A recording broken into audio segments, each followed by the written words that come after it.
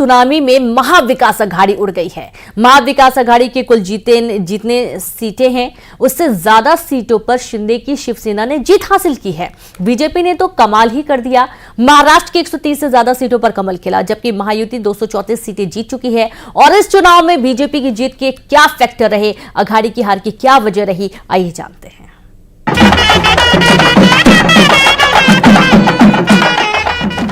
मेरा पानी उतरता देख मेरे किनारे पर घर मत बसा लेना। मेरा पानी उतरता देख मेरे किनारे पर घर मत बसा लेना। मैं समंदर हूँ, लौट कर वापिस आऊंगा। एनडीए के लिए महाराष्ट्र में वाकई ये समंदर की सुनामी वाली जीत है। महाराष्ट्र का सियासी स्कोरबोर्ड साफ बता रहा है कि अघाड़ी गठबंधन को वहां की जनता ने सिरे से नकार दिया। क्या कांग्रेस, क्या उद्धव गुट और क्या शरद पवार गुट, इन सब की सियासी ताकत एक झटके में हवा हवाई हो गई।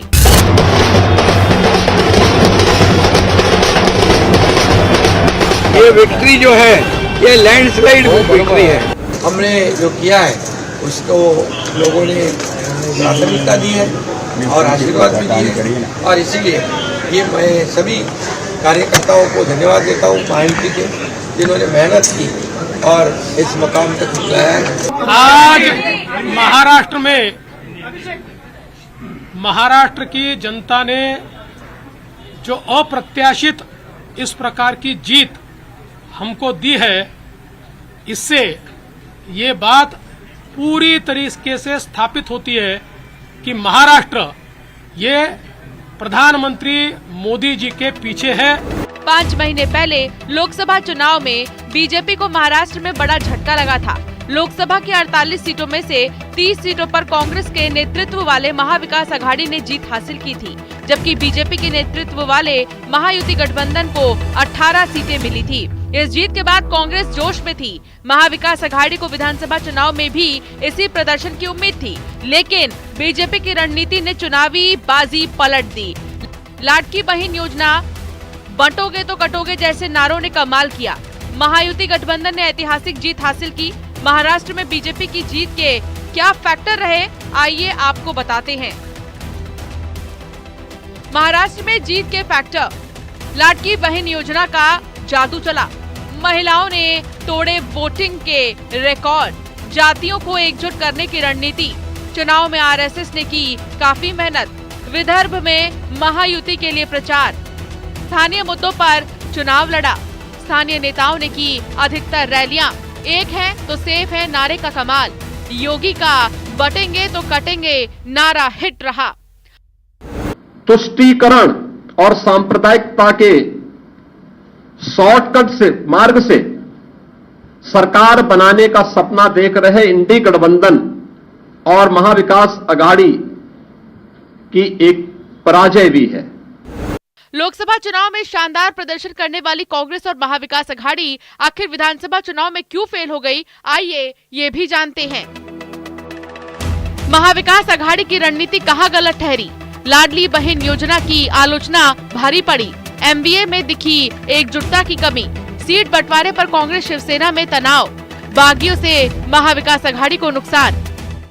कि इतना हमने आक्रोश देखकर भी वोट में कन्वर्ट नहीं हुआ, इस तरीके के नतीजे आए हैं। एक प्रश्न चिन्ह उठाता है कि क्या ये सही मायने में फ्री एंड फेयर इलेक्शन था। अब उद्धव ठाकरे और शरद पवार का क्या होगा? महाराष्ट्र के जनादेश के क्या है सियासी संदेश, आइए ये भी जानते हैं। असली शिवसेना पर शिंदे की पकड़ मजबूत, असली एनसीपी पर अजित पवार का दबदबा। उद्धव ठाकरे शरद पवार की बढ़ेंगी चुनौतियां।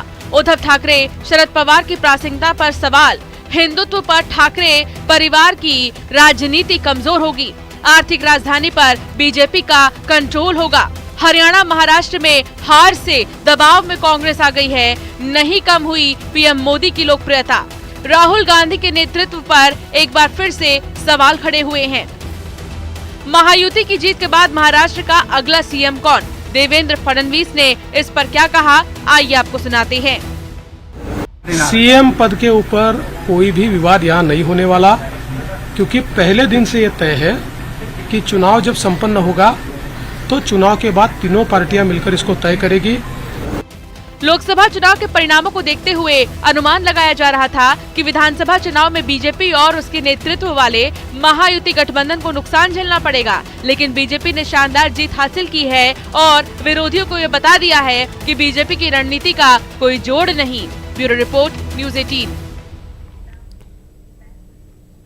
कहीं खुशी कहीं गम, बीजेपी हो या फिर इंडिया गठबंधन, दोनों पर ये लाइन सटीक है।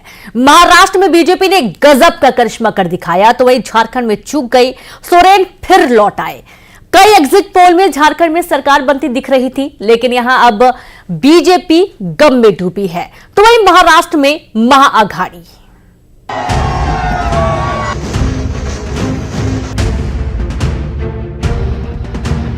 इस प्रकार के नतीजे महाराष्ट्र के ऊपर लाद गए हैं। ये जनता का कौल हो ही नहीं सकता। कहीं खुशी कहीं गम। नहीं, मैं बिल्कुल मानती हूँ कि महाराष्ट्र के रिजल्ट हमारी आशा के विपरीत गए हैं। ड्राइंग बोर्ड पर जाकर हम देखेंगे कि क्या हुआ। महाराष्ट्र में महायुति की बम बम। जेएमएम ने फोड़े जीत के पटाखे, झारखंड ने दिया बीजेपी को गम।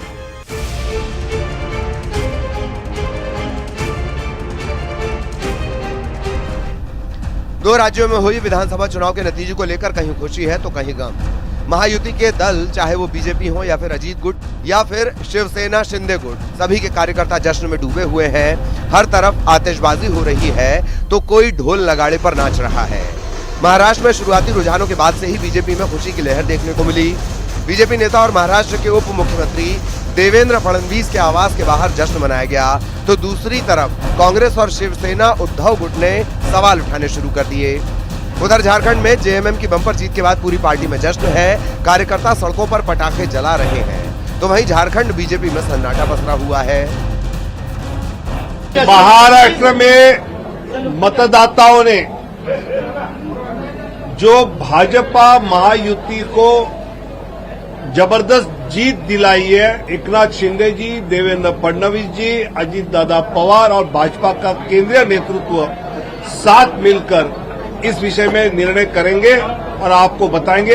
आज महायुति विजय का जश्न मना रही है। महाराष्ट्र के नतीजों पर संजय राउत ने कहा कि कुछ तो गड़बड़ है, तो सुप्रिया श्रीनेत ने कहा कि रिजल्ट आशा के विपरीत है। वहीं बीजेपी ने उद्धव गुट पर बोलते हुए कहा कि खसियानी बिल्ली खम्भा नोचे। बाकी पूरे प्रदेश की जनता को बहुत बहुत बधाई।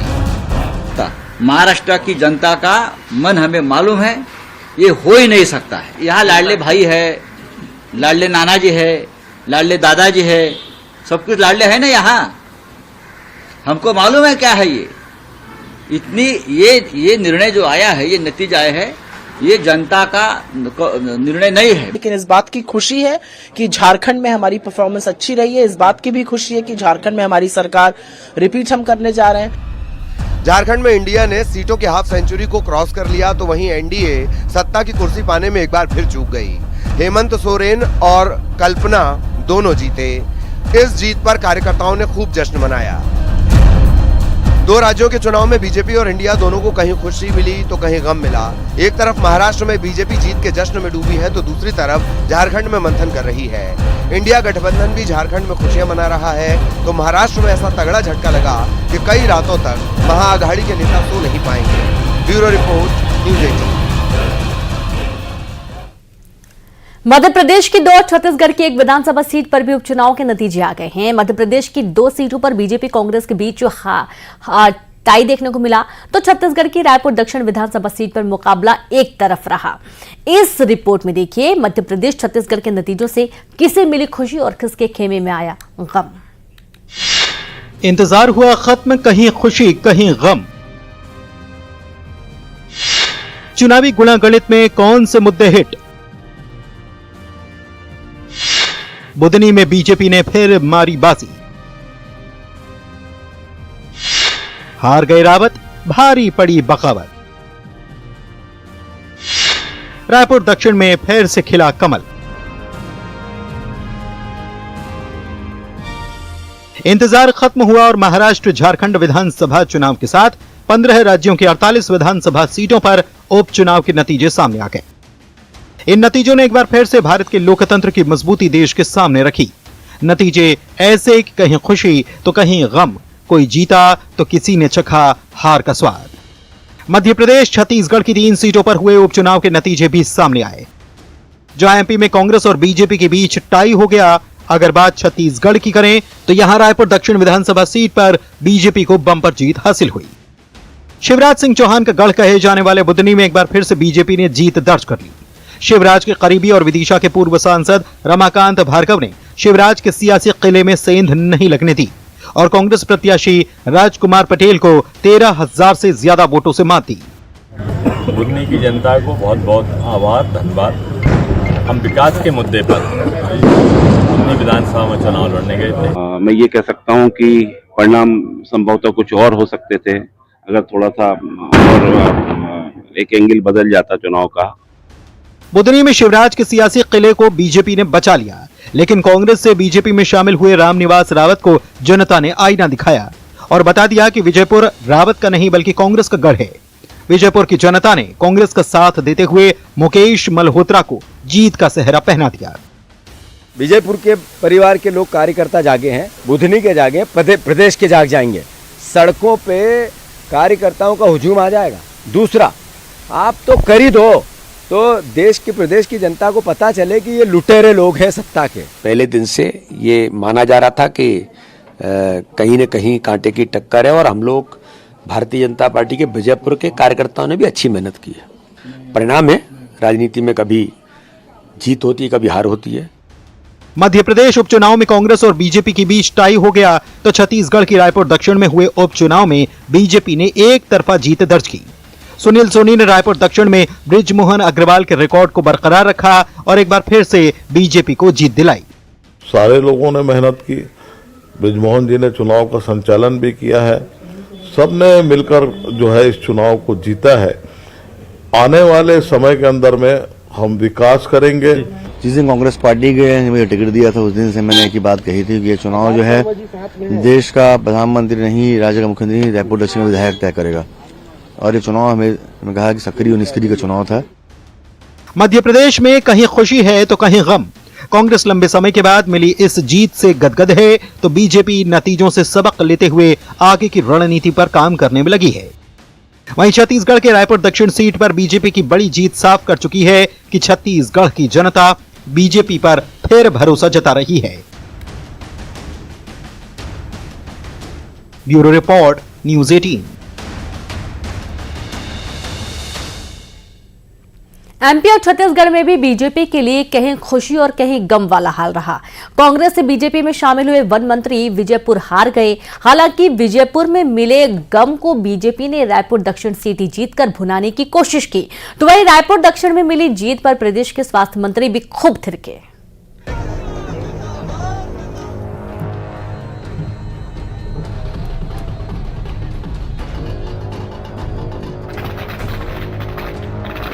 रायपुर दक्षिण में खुशी, विजयपुर में गम। कांग्रेस के सामने रावत का फूला दम। एमपी कांग्रेस को मिली संजीवनी, पटवारी ने भरा दम। कहीं खुशी कहीं गम। महाराष्ट्र और झारखंड में ही नहीं बल्कि एमपी और छत्तीसगढ़ में भी बीजेपी के लिए कहीं खुशी और कहीं गम वाली बात साबित हो गई। एक तरफ छत्तीसगढ़ में बीजेपी ने जीत का परचम लहराया तो वहीं एमपी के विजयपुर से वन मंत्री हार गए। छत्तीसगढ़ में खूब पटाखे फूटे, खुशियां मनाई गईं और तो और स्वास्थ्य मंत्री जमकर थिरके। रायपुर दक्षिण से बीजेपी के सुनील सोनी की जीत हुई तो स्वास्थ्य मंत्री खुद को रोक नहीं पाए। ढोल बजाकर डांस किया, कार्यकर्ताओं के साथ खूब झूमे। सीएम साहब भी माथे पर पगड़ी और गले में माला डालकर कार्यकर्ताओं के साथ खुशियां मनाते नजर आए। इस जीत पर उन्होंने कार्यकर्ताओं को बधाई दी। कांग्रेस को वोट नहीं मिला है, कांग्रेस को 42,000 वोट मिला है, उससे ज्यादा भारतीय जनता पार्टी जीत दर्ज कराई है 40,000 से। मैं इस जीत के लिए सबके प्रयास से, एक एक कार्यकर्ताओं के प्रयास। और इसी के साथ इस बुलेटिन में इतना ही। नमस्कार।